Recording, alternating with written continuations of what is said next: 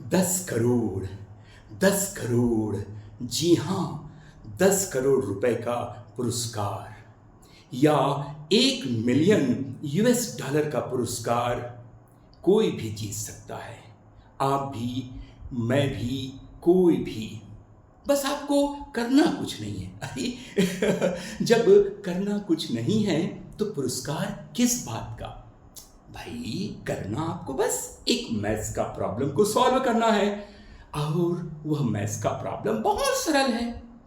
और ऐसे केवल एक नहीं, 7 प्रॉब्लम है और प्रत्येक को हल करने के लिए 10-10 करोड़ का इनाम है।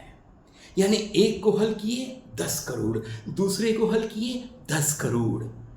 ऐसा हो सकता है भाई कि आप अकेले ही 6 को हल कर लें। अरे अभी तो आपने कहा 7। एक प्रॉब्लम हल हो चुका है।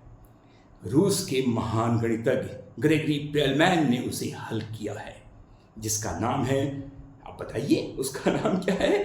वह पॉइनकेर कंजेक्चर है।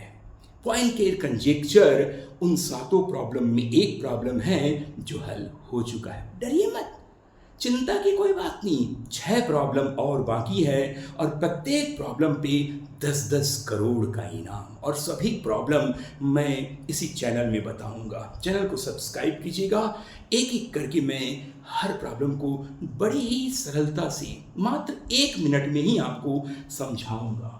तो ये पुरस्कार मैं नहीं दे रहा हूँ, डिस्क्लेमर है, ये मैं नहीं दे रहा हूँ। ये पुरस्कार देगी विश्व की एक प्रतिष्ठित संस्था जो कि अमेरिका के मैसेच्यूसेट्स में है। हाँ, वही मैसेच्यूसेट्स जहाँ की संस्थान MIT दुनिया की सर्वोच्च संस्थान है। नंबर 1 यूनिवर्सिटी है MIT, Massachusetts institute of technology.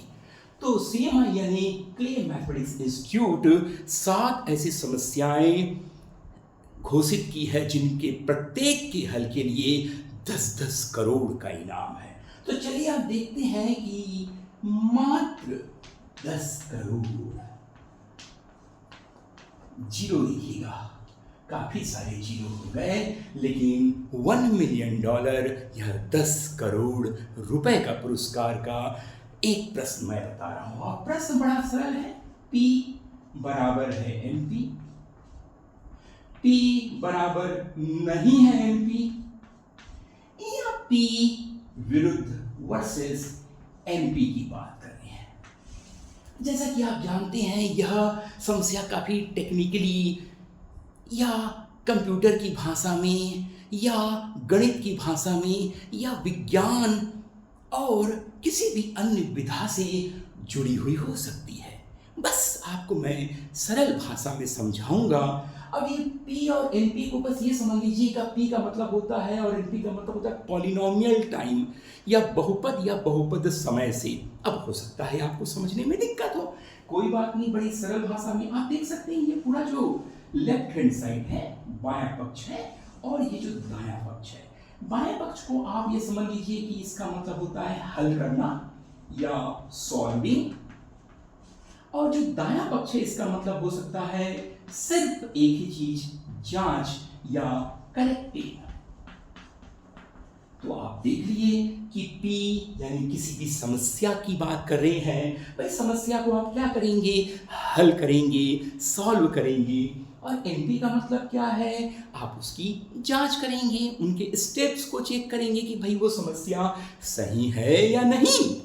तो आपको जितना समय लगा है प्रॉब्लम को हल करने के लिए और प्रॉब्लम को चेक करने के लिए, जाहिर बात है दोनों में अंतर होगा। बस इसी की तो बात की जा रही है यहाँ पर। यानी बायां पक्ष है किसी समस्या को हल करने के लिए और जो दायां पक्ष है वह समस्या की जांच करने के लिए। तो ये हल या जांच, सॉल्विंग या करेक्टिंग, इससे आप समझेंगे। अब बात तो ये तो सैद्धांतिक हो गई, गणितीय हो गई, कंप्यूटर या कोडिंग की भाषा के जैसी हो गई। जरा सरल करो कि नहीं, क्योंकि सवाल है 10 करोड़ रुपए जीतने का और ये सिर्फ एक समस्या है। बाकी 6 को भी मैं बताऊंगा इसी चैनल पे। देखिए समस्या क्या है, बड़ा सरलता से 7031 एक संख्या है। मैंने ये संख्या आपको दे दिया, कितना? 7031 या 7031। करना क्या है? कुछ नहीं करना है भाई, चलिए बैठे बैठे आप इसका गुणनखंड कीजिए। फैक्टराइज 7031, गुणनखंड मतलब कोई संख्या होगी जो जिनका गुणा करने पर यह संख्या मिली है, बस उन संख्याओं को आपको निकालना है, यानी इस संख्या को आपको तोड़ना है, फैक्टर करना है, गुणनखंड करना है, बात खत्म। समय भी देता हूं, चलिए आपको कर लिया।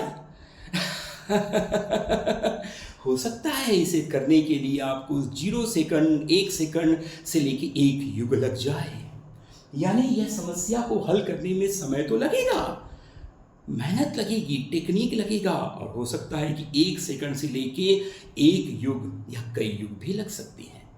कोई बात नहीं, चलिए कीजिए। कुछ लोगों ने कर लिया होगा, मुझे तो नहीं लगता कि आपने किया होगा, चलिए मान लेते हैं आपने कर लिया। अब ठीक है, बाकी लोग हैं उनको हम उत्तर बता देते हैं। उत्तर क्या है इसका? मैं बोलता हूं कि 79 मल्टीप्लाई 89 जब आप करेंगे तो 79 और 89 का जब गुणा करते हैं तो आपको 7031 मिलता है। यानी आप चेक करके देखिए, कई लोगों ने कर लिया, अरे वाह ये तो बड़ा आसान था। बस यही इस प्रॉब्लम की जान है। एक तरफ तो यह असंभव लग रहा था, कठिन लग रहा था, 1 सेकंड से 1 युग लग रहा था, लेकिन दूसरा तरफ यानी जो इसका करेक्टिंग पार्ट है, ये इसका सॉल्विंग पार्ट है और ये वाला करेक्टिंग पार्ट है। यहाँ कितने मिलियंस लोग देख रहे हैं और ये मिलियंस लोग केवल एक काम नहीं कर पाए, इसको सॉल्व नहीं कर पाए, लेकिन पूरे मिलियंस लोगों ने करेक्ट कर लिया बड़ी आसानी से। बस आपको 79 और 89 का आपने गुणा किया और आपको 7031 मिल गया।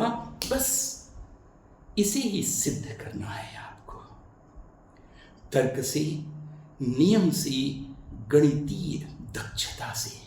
और आप यदि ये सिद्ध कर गए कि 7031 को हल करना कितना मुश्किल है, जो कि P यानी प्रॉब्लम या पॉलिनोमियल से संबंधित है, और इसकी जांच करना यानी इसी पॉलिनोमियल के स्टेप्स की जांच करना यानी इनका गुणा को देखना करके कि ये आ रहा है कि नहीं, कितना आसान है। लेकिन आखिर ऐसा होता क्यों है? क्या है ऐसा कारण? बस इसी को आपको सिद्ध करना है कि सॉल्विंग कितना मुश्किल और करेक्टिंग कितना आसान। क्यों ऐसा? ऐसा क्यों नहीं है कि करेक्टिंग मुश्किल और सॉल्विंग आसान हो। जिस दिन ये सिद्ध हो जाए तो बड़े बड़े कंप्यूटर्स क्रैश हो जाएंगे, स्पेस आपकी मुट्ठी में होगा, न जाने दुनिया उलट की पुलट हो जाएगी। तो सोचिए इस समस्या को मैंने कितनी आसानी से आपको समझाया, और इससे फायदा क्या हुआ? कुछ नहीं, मात्र 10 करोड़ रुपए का पुरस्कार आप जीत सकते हैं। बस आपको सिद्ध करना है कि सॉल्विंग इतना कठिन क्यों और करेक्टिंग इतना आसान क्यों, हल करना कठिन क्यों और जांच करना आसान क्यों। Thank you.